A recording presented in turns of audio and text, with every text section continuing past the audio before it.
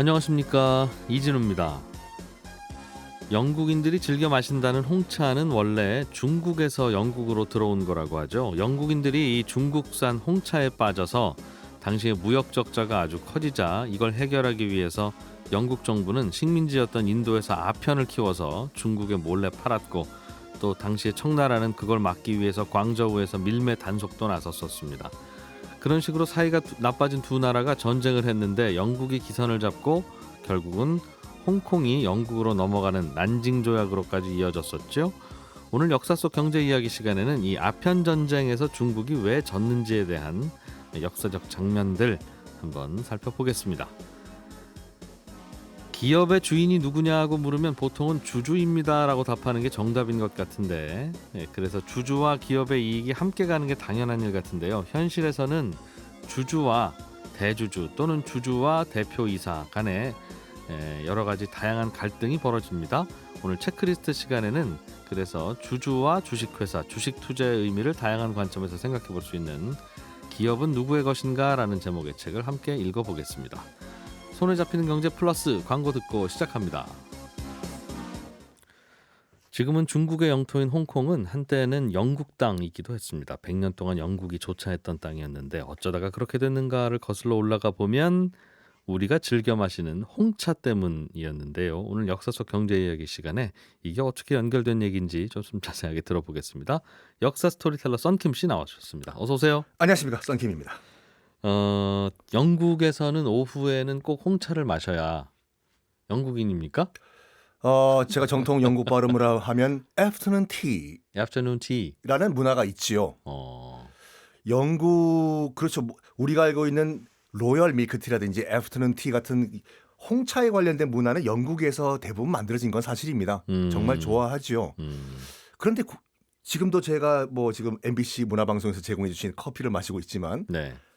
유럽 전체 대부분 다 이제 커피를 마시는 문화였는데 왜 하필이면 영국에서는 홍차를 마시게 됐나가 궁금하시죠? 그러게요. 조금 전까지 안 궁금했다가 지금 그렇게 물어보시니까 제가 이렇게 궁금합니다. 흥미율을 잘 유발해요. 예. 그 당시 이제 영국 같은 경우에는 영국에도 이제 커피가 들어와 있었거든요. 이제 그 런던만 하더라도 한 3,000개가 넘는 커피 하우스가 있어가지고 이제 커피를 즐겼는데 문제는 커피 하우스에 여자가 못 들어갔어요. 왜요? 남자 맨 온리 클럽이었어요. 아, 커피 하우스는? 커피 하우스가. 그래서 남자들만 들어가서 커피를 마시고 하니까 무슨 재미입니까? 저도 그렇게 생각하거든요. 이상한 사람들이었네요. 커피 그게 장사가 되긴 됐대요? 아니 그래가지고 그 남성들이 모여가지고 이제 정치 얘기도 하고 여러 얘기도 해가지고 그러니까 커피 하우스에서 뭐든 이렇게 여론이 형성된 것 같더라고요. 그 대표적인 예가 영국에 보면 로이드 보험이라고 있거든요. 네. 로이드 보험도 원래 커피 하우스였어요. 로이드 보험은 그 해상 보험. 그렇죠. 밖에 나갔다가 배가 좌초해서 큰 손해를 보면 그거 보험으로 해결해 주는. 그렇죠. 네. 그게 원래 커피 하우스 이름이 로이드 커피 하우스였거든요. 이제 그게 한국에 있던 커피 하우스였는데 예. 그 선주들과 이제 선장들이 많이 모였겠죠. 커피 마시면서. 네. 이번에 찰스가 몰던 배가 또 침몰했어. 아이고 엘리어트가 몰던 배는 침몰할 뻔했어. 이렇게 얘기하다가 그 로이드란 사람이 그러면 이렇게 왁자지껄 떠들지 말고 네. 불러튼 보드를 하나 만들어줄 테니까 예. 여기에 무슨 배가 침몰했고 어디 난파 가능성이 있고 이걸 붙여서 서로 정보 교환을 해보자. 해서 처음으로 거기서 해상보험이 만들어졌는데 네. 이제 로이드가 그러면 내가 중개를 해가지고 이게 그러니까 처음까지 원시적인 해상보험이죠. 예. 내가 한번 중개업을 해볼까? 보험업을? 보험이라는 게 원래 미리 돈 내는 보험 가입자와 그렇죠. 나중에 사고가 나면 돈을 물어주지만 사고 안 나면 그 보험료를 쓱싹 가져가는 딱 그 보험업자가 만나는 거니까. 그렇죠. 그걸 해보자라고 로이드가 생각하면서 당시 정식 계약서가 없다 보니까 이 커피를 까는 냅킨 같은 거를 네. 갖다 놓고 여기다가 사인하시라고 대충 써가지고 그러니까 지금도 영어로 보험 증서를 슬립이라고 하거든요. 네. SLIPO 거기서 나온 거거든요.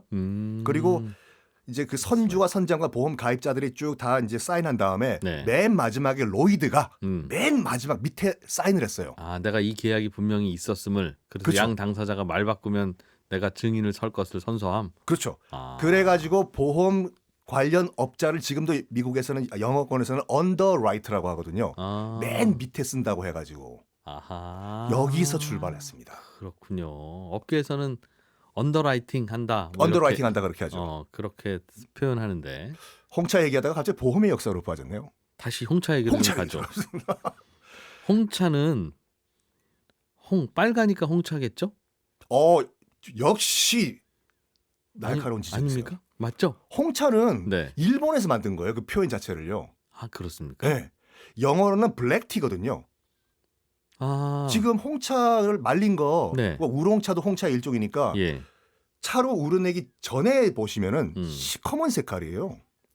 그렇죠. 그래서 말린 잎이니까 영국에서는 이건 검은색이니까 까맣네. 블랙티로 하자. 그러니까 나중에 이제 일본인들이 이거를 보니까 약간 빨간색 데스. 그래가지고 홍차라는 표현을 썼고 중국에서는 그냥 차로 합니다.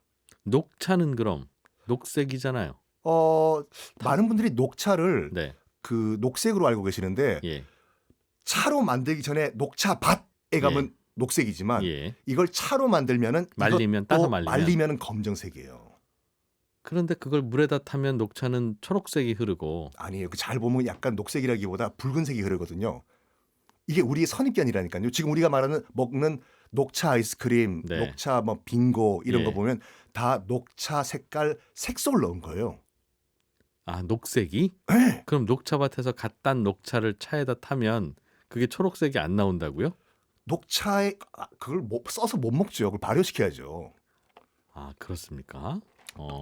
이런 말까지 해도 되나 모르겠지만 안 됩니다. 알겠습니다. 아, 그러면 우리가 마시는 녹차 차잎 말려서 타 먹는 거랑 그 영국인들이 즐겨 마신다는 홍차가 네. 결국 같은 겁니까, 그러면? 홍차가 왜 그러니까 홍차를 영국인들이 가져간 이유는 뭐냐면 네. 우리가 이제 그냥 살짝 그 말려 먹는 녹차 종류 같은 경우에는 오랜 항이 끝에 이게 썩어 버려요. 네. 그래가지고 오랜 항에 견딜 수 있는 이게 발효시킨 말린 우리가 소위 말하는 홍차를 이제 영국인들이 가져갔는데 네. 왜 영국에서는 그럼 커피 대신 홍차가 유행을 하게 됐냐? 여성분들이 네. 아니 남자들이 이제 커피하우스에서 자기들끼리 커피 마시니까 우린 갈 데가 없었잖아요. 네. 참 더러워서 우린 안 간다. 네. 우리 커피 안 마시겠다고. 뭐 우리 대체품이 없나? 음. 지금 중국 복건성에서 누가 갖고 온 건데 이게 네. 차라는 건데 티라는 거 티. 먹어보니까 굉장히 이게 맛있더라고. 음. 쓰면 약간 우리 우유 부어 마실까? 로얄 밀크티죠.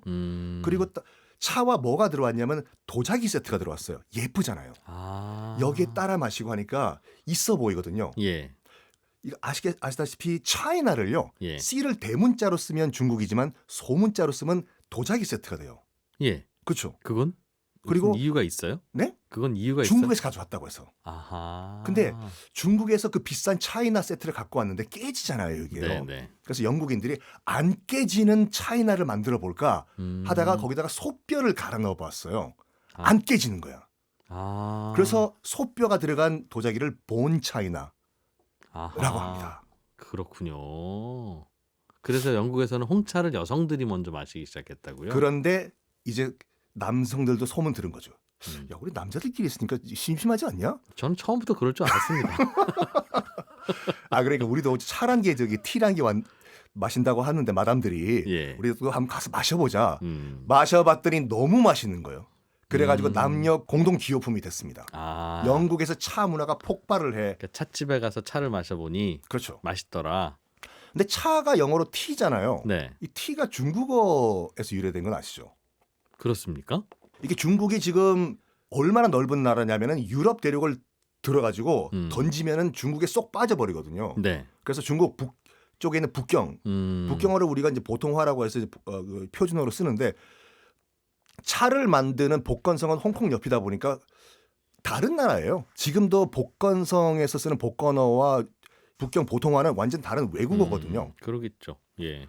그래서 북경어로는 차가 차인데 남쪽 지금 그 차가 생산되는 복건성에서는 차가 대라고 해요. 아, 대라고 불러요. 대. 그래서 영국인들이 물어봤겠죠. 이거 뭐라고 부르냐고. 대. 티가 된 거예요, 이게요. 아, 캥거루 같은 거군요. 이야, 그렇죠. 이건 또 공짜. 원주민이 부르는 대로 따라하다가 예. 중국어 때문이다. 이제 뭐 여기서부터 여러분 다 아시는 얘기겠지만 네. 영국에서 이제 차가 수요가 폭발을 하다 보니까 중국 복건성에서 너무나 많이 이제 수입을 했겠죠. 당시 이제 국제 통화, 특히 이제 중국과 무역에서 통하는 이제 은이었기 때문에 네. 영국이 아무리 대영 제국을 건설해 가지고 돈을 많이 벌어도 이 은이 싹 다 중국으로 이제 빠져버리는 상황이 된 거죠. 차 사 먹을 돈이 모자라더라. 그러니까요. 예. 그래서 영국은 뭘 했냐면은 당시 산업혁명을 이제 성공시킨 직후라 가지고 이제 면직물을 네. 이제 그 방적기로 이제 엄청나게 찍어내는 상황이었거든요. 옷감 팔러 중국에 갔군요. 그렇죠. 예. 이게 메이드 인 UK 면직물이다. 사라. 싸다. 얼마냐 해? 음. 2달러다. 그때 이제 청나라 황제가 이제 걸륭제라는 황제였는데 네. 우리 청나라 면직물은 1달러다 해. 어허. 영국 상인이 멘붕이 와버린 거죠. 아니 산업혁명으로 증기기관을 써서 만든 면직물인데도 중국이 만든 거에 가격 경쟁력을 못 맞췄어요? 못 따라갔어요. 왜? 당시 청나라 말기에 인구가 한 2억에서 3억 명이었거든요. 간의 수공업으로 찍어내는 걸 못 따라간 거예요. 산업혁명도. 인건비가 싸서 중국이. 그러니까요. 그러니까 영국이 이제 멘붕이 와가지고 이 예. 무역 적자를 해소할 수 있는 방법이 뭔가 하다가 해서는 안 될 결정을 내린 것이 바로 인도 북부, 이제 영국의 식민지죠. 예. 북부에서 생산되던 양귀비를 이용해서 아편을 만들어서 중국에 팔자. 중국은 이미 명나라 때부터 아편을 많이 피웠어요. 이미. 예. 그렇기 때문에 중국인들이 아편을 좋아한다는 소식을 듣고 그럼 물론 부도덕적이지만 인도에서 아편을 만들어 가지고 중국 대륙에 뿌리자. 원래 그 당시에도 중국에서도 이미 국산 아편도 불법이거나 규제를 받았었습니까? 당시 황제가 도광제라는 황제였는데 예. 황제 자체도 아편 중독이었어요. 그 말 다 했죠. 이미 널리 퍼져 있었던. 널리 퍼져 있죠. 우리나라의 소주 같은 느낌으로. 소주를 아편에. 그러니까 널리 퍼져 있었어요. 그렇죠. 그러니까 전국적으로 이제 아편이 이제 확산이 되다 보니까 네. 이제 중국 정부에서 청나라 조정에서도 안 되겠다. 이거 조치를 취해야 되겠다. 해서 뭘 하냐면 당시 중국 청나라와 이제 서방 세계와 이 무역을 할 수 있는 곳이 모든 항구가 아니라 홍콩 바로 옆에 있는 광저우 한 항구만 연 상태였거든요. 네. 이 광저우만 통해서 무역을 하라. 그럼 당연히 광저우에 엄청나게 많은 아편이 쌓여 있겠죠. 예. 그래서 임칙서라는 황제의 특사를 보내가지고 네가 해결을 하라고 가가지고 임칙서가 뭘 하냐면 광저우에 쌓여있던 수만 상자의 영국산 아편을 네. 다 바다에 갖다 버려버립니다. 공무원이. 예. 여기에 영국 상인들은 격분해 버리죠. 너희들이 뭔데 우리 무역을 방해를 하냐. 네. 그때 임칙서가 자꾸 이러면은 무력 사용한다. 그래가지고 일단 영국 상인들이 일단 뭐라고 할까 이 머릿수에서 딸리다 보니까 예. 한 발 물러나서 도망을 가요. 영국으로? 아니요. 영국 너무 머니까 예. 당시 이제 광저우의 영국 상인들을 대표했던 무역 대표부의 수장이 찰스 엘리어트라는 사람이었는데 네. 영국 상인들 다 잠깐 도망갑시다. 어디로요? 저 광저우 앞에 있는 돌섬이 하나 있는데 까마귀들만 있는 까마귀가 아니라 갈매기. 갈매기들만 있는 저 돌섬으로 예. 우리 잠깐 도망갑시다. 일단 그 돌섬으로 도망을 가요. 네. 그 섬이 홍콩이에요. 그래요? 그래서 일단 영국 상인들이 도망을 가서 거기 정착을 하는데 네. 나중에 이제 아편 전쟁 끝난 다음에 어차피 우리가 살고 있는 이 섬 내놔. 그 홍콩 같은 경우에는 조차가 아니라 한량을 해버린 거예요. 조차와 한량이 어떻게 다릅니까? 조차는 몇 년 동안 빌리는 거고 예. 한량은 뺏어가는 거거든요. 몇 년간? 아니요. 영토로. 완전히. 그래요? 1997년도에 홍콩이 영국에 반환된 이유가 뭐냐면은 그 홍콩을 크게 세 파트로 나눌 수가 있는데 네. 홍콩 섬이 있고 홍콩 섬 바로 옆에 구룡반도가 있고 예. 구룡반도 위에는 신계 뉴 테리토리가 있거든요. 뉴 테리토리를 99년 동안 조차한 거예요. 그거는 렌트였고. 그다음에 구룡반도와 홍콩 섬은 완전 영국 영토였고. 근데 나중에 시간이 흐른 후에 네. 이제 그 영국 정부와 중화인민공화국 정부가 이제 협상을 하면서 뭐라고 얘기했냐면 신계 지역을 돌려줄 때 네. 차라리 구룡반도와 홍콩 섬도 그냥 세트로 돌려주자. 줘라. 그래서 한꺼번에 반환이 된 거죠. 그런 또 사연이 있었군요. 결국에는 영국이 전쟁을 일으킵니다. 우리 아편 왜 못 팔게 하냐? 내놔라. 우리 상인 왜 괴롭히냐?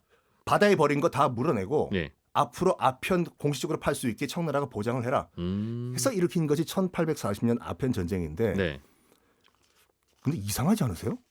그 아편 전쟁을 마무리하는 강화 조약이 예.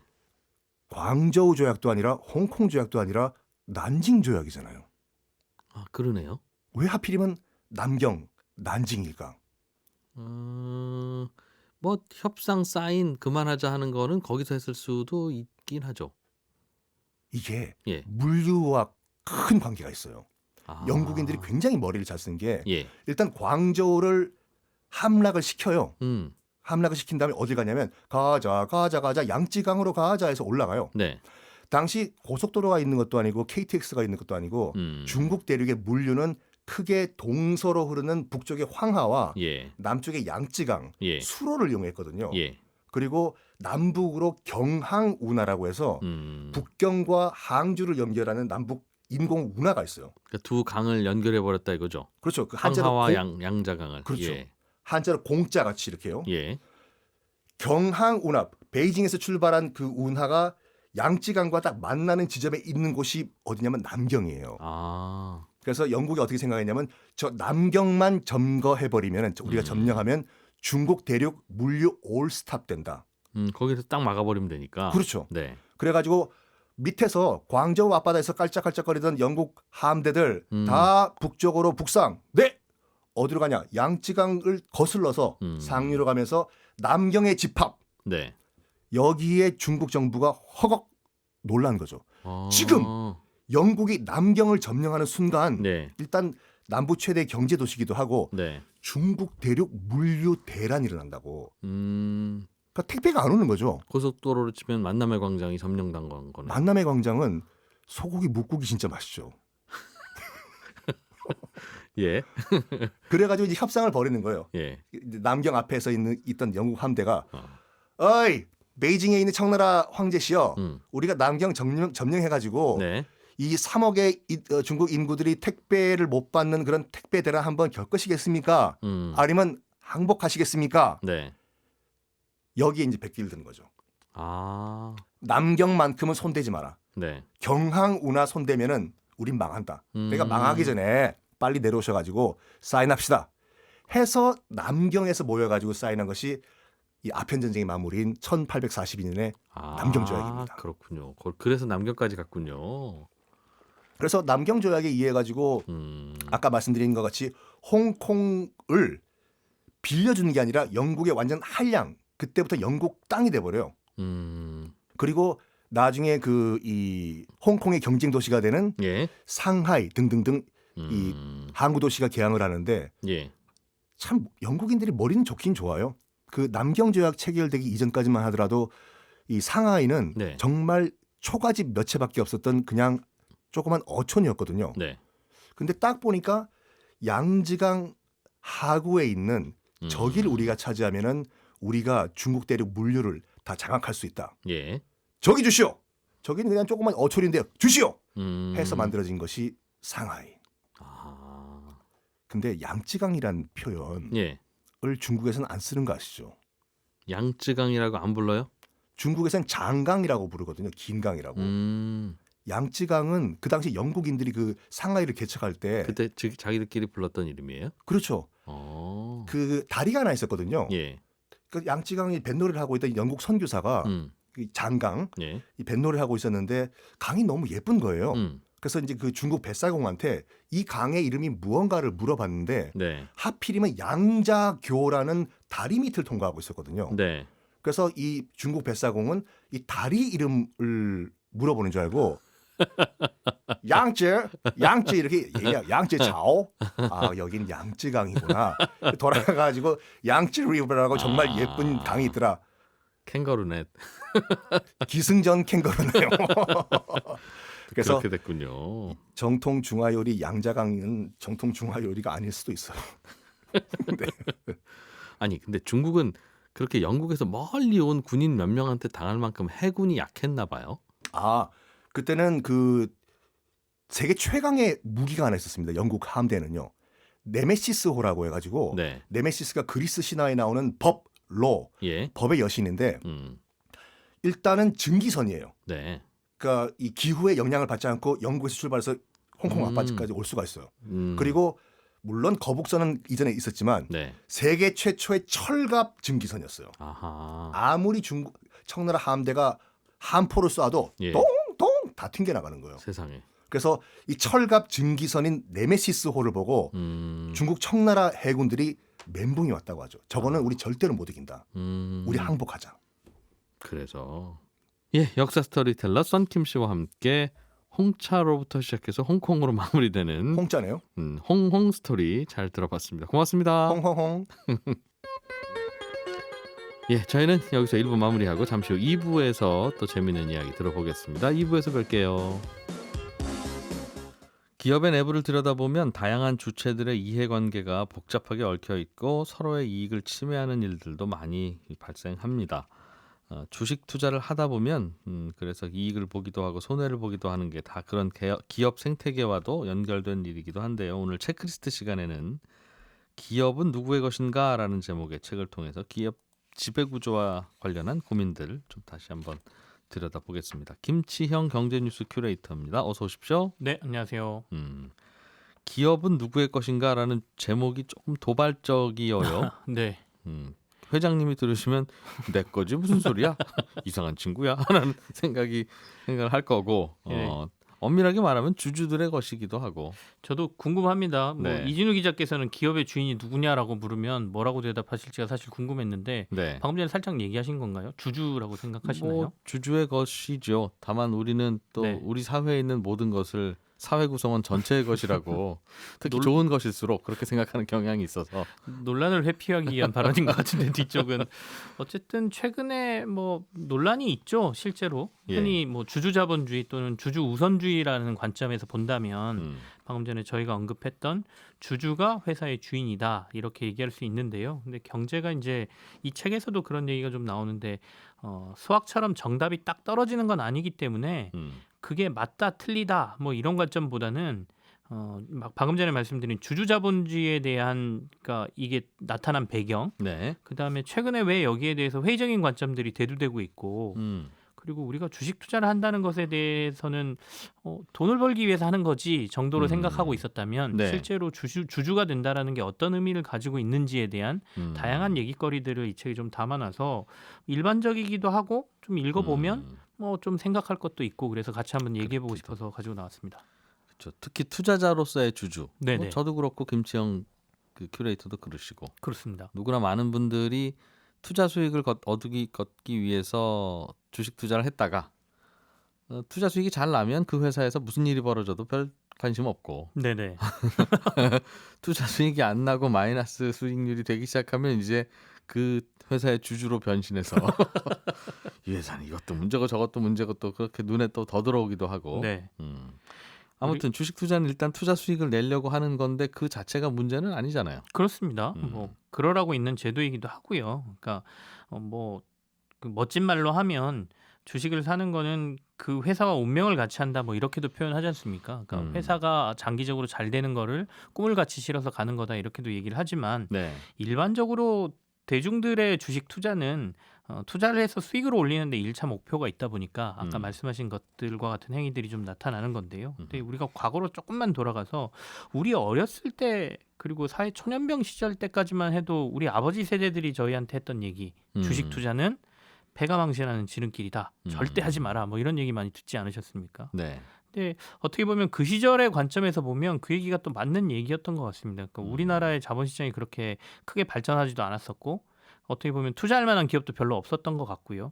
투명성 면에서도 많이 떨어졌기 때문에 자칫 잘못하면 여러 가지 사건 사고에 연루될 가능성도 있었죠. 그리고 주식 투자의 위험성 대비 수익률이라는 게 그 당시에 은행의 예적금의 이자가 워낙 높았기 때문에 네. 상대적으로 굳이 그런 위험성을 가지고 뛰어들 이유가 없었던 시장이기도 하고요. 그런데 요즘 예금 금리, 적금 금리 생각하면 주식 네. 투자는 필수적이다라고 말씀하시는 분들의 말도 설득력이 많이 생겼죠. 그죠. 이제 세상이 좀 바뀐 거죠. 그렇다 보니까 주식에 뛰어드시는 분들도 많았고 최근에 코로나19 때문에 더군다나 주식시장에 이제 경험을 하시는 분들이 많다 보니까 이제 그 투자의 관점으로 들어오신 분들이 많은데 근데 보면은 반대로 주주 우선주의라고 하면서 우리가 주인이라고 얘기는 하지만 가장 무책임한 사람이 회사의 주주이기도 하거든요. 그러니까 회사가 조금만 안 좋아지면 네. 회사 직원들이나 경영진은 이 어떻게 하면 회사가 좋아질지에 대한 고민을 하게 되죠. 그러니까 내가 바로 회사를 관두고 나갈 수는 없잖아요. 경영진이 고민 제일 많이 하고 네, 사실은 그 뒤에 대주주가 있다면 대주주가 더 많이 하고 네. 직원들은 조금 하고. 직원들도 회사가 좋아져야 자신이 받는 복지나 이런 것도 좋아지기 때문에 고민을 하게 되죠. 근데 반대로 주주는 조금만 회사가 안 좋아지면 에이 그냥 팔고 나가면 되지라고 해서 바로 그냥 팔고 떠나버리니까. 바로 그 포인트가 네, 회사의 주인은 주주지만 창업한 대주주와 뜨내기 주주는 그 점에서 다르다. 네네. 말만 같이 주주지 이거는 서로 같은 묶음이 아니다라고 또 대주주들은 주장하죠. 네.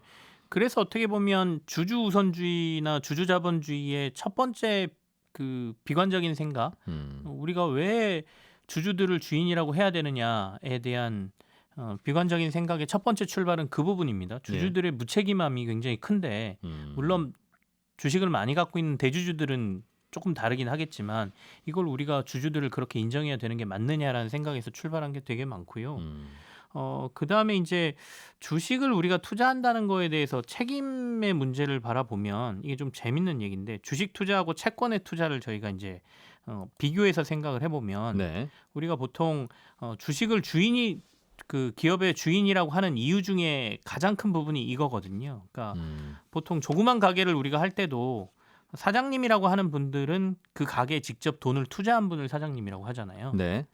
물론 그분들이 자기 돈을 다 넣은 건 아니고 은행에서 대출을 받아서 할 수 있지만 대출금이 아무리 많다 그래도 은행이 이 가게의 주인이다 이렇게 우리가 표현하지는 않죠. 그러면 그리고 내가 갚아야 될 돈이니까. 네네네. 네. 그럼 갚으면 되는 거니까. 네.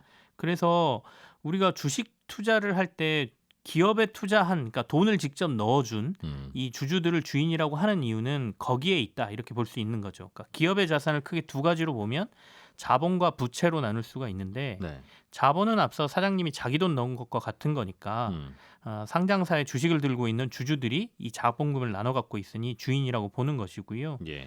부채는 이제 채권에 투자한 사람들이겠죠. 그러니까 돈을 빌려준 사람들. 그러니까 채권 투자자들은 그래서 주주처럼 회사의 주인이 아니라고 부르지는 않는다. 이렇게 구별하면 될 것 같고요.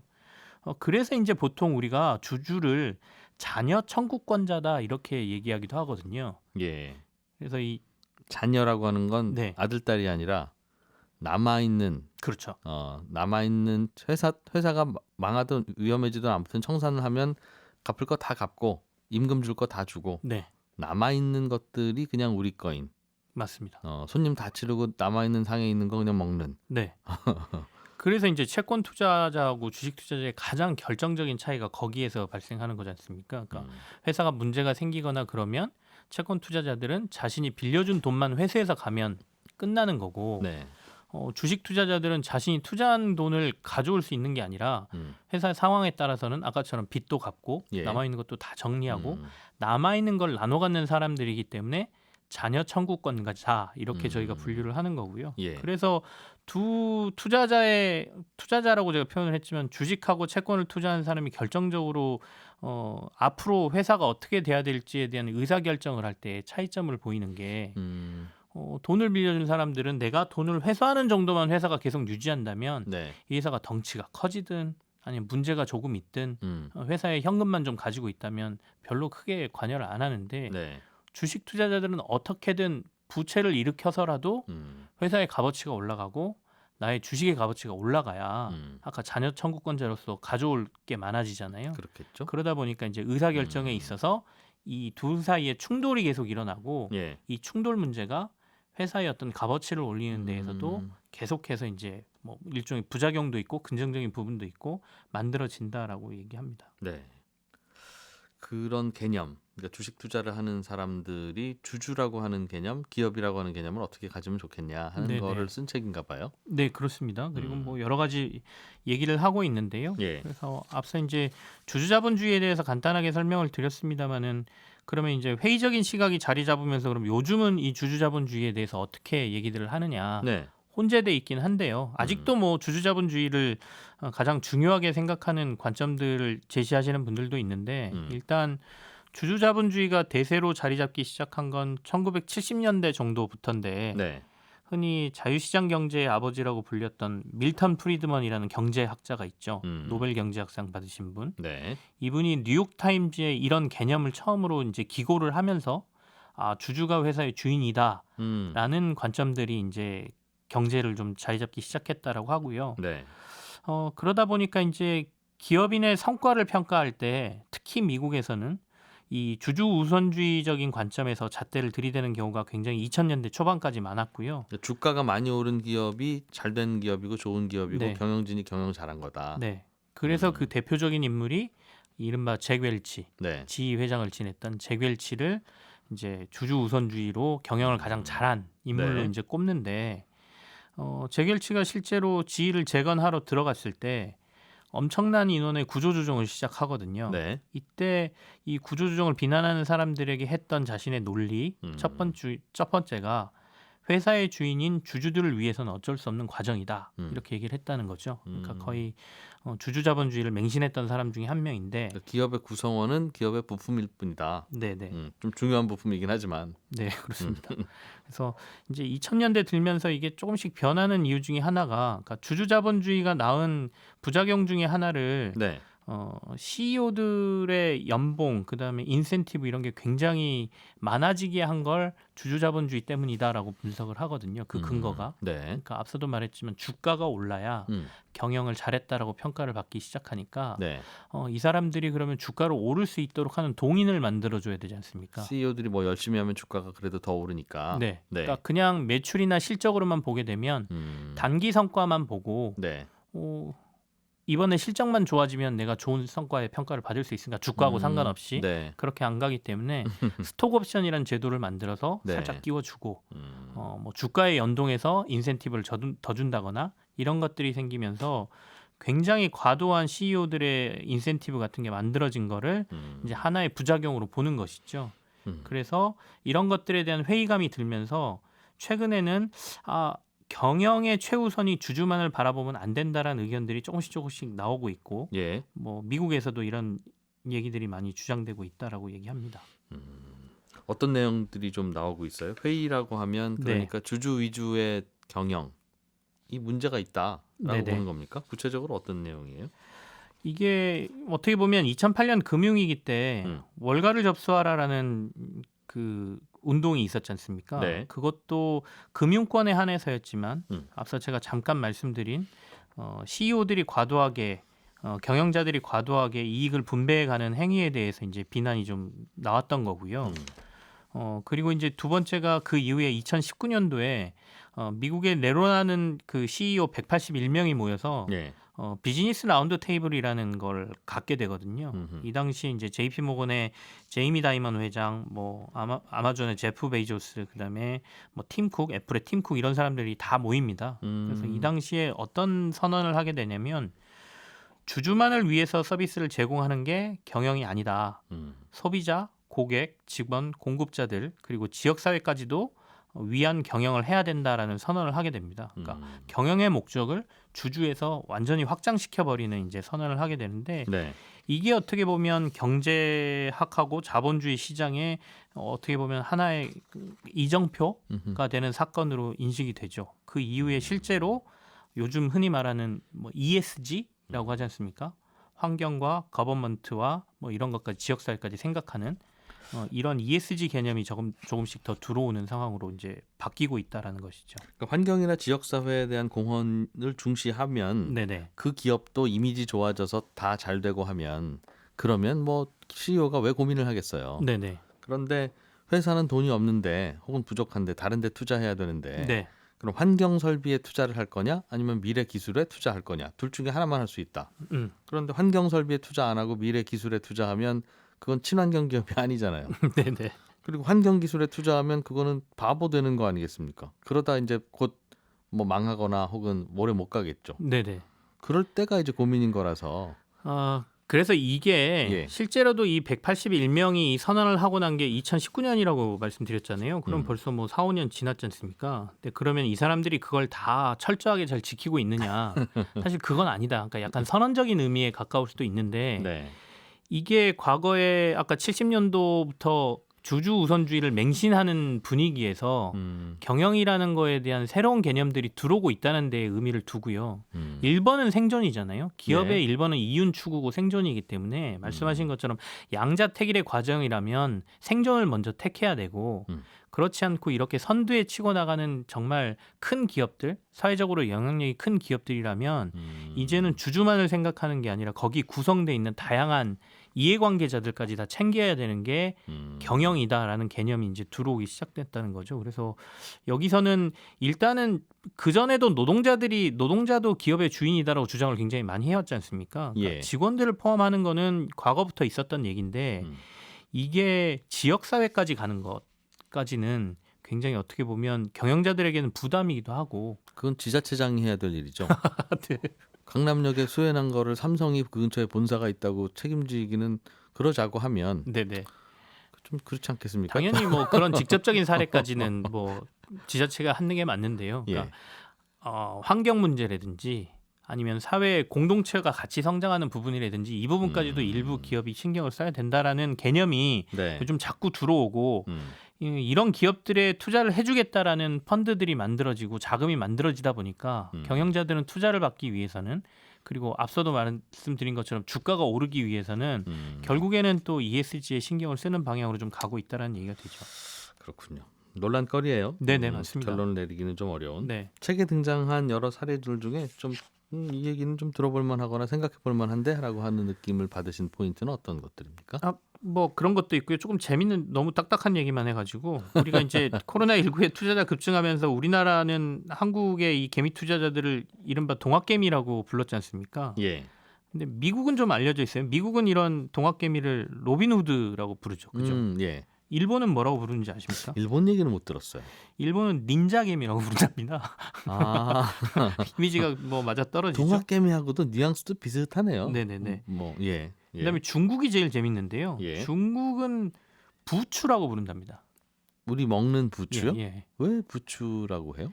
그러니까 그 비슷한데 우리가 개미라고 부르는 거하고 굉장히 비슷한데 예. 부추는 윗부분을 잘라도 계속해서 자라나거든요.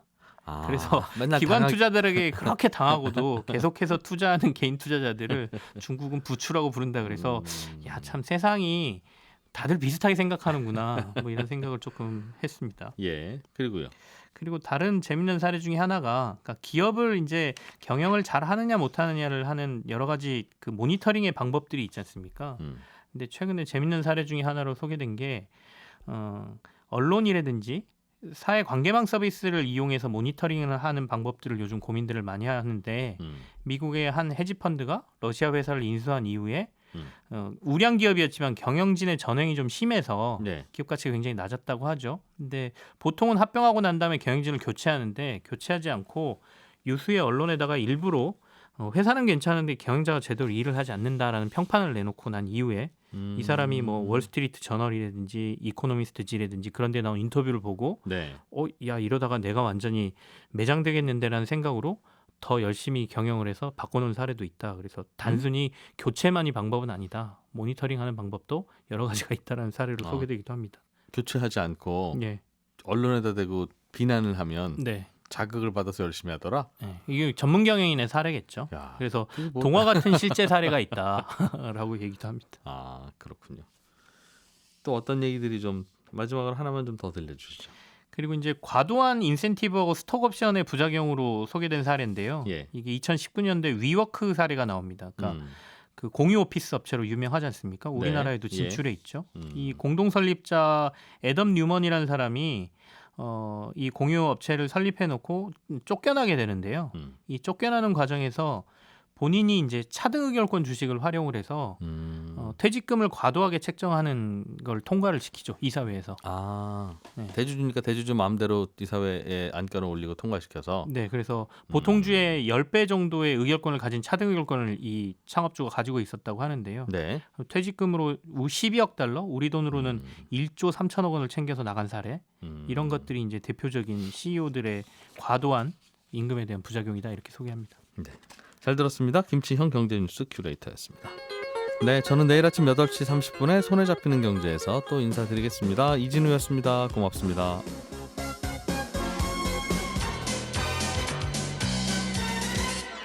더 깊고 더 재미있는 경제 이야기. 이진우의 손에 잡히는 경제 플러스.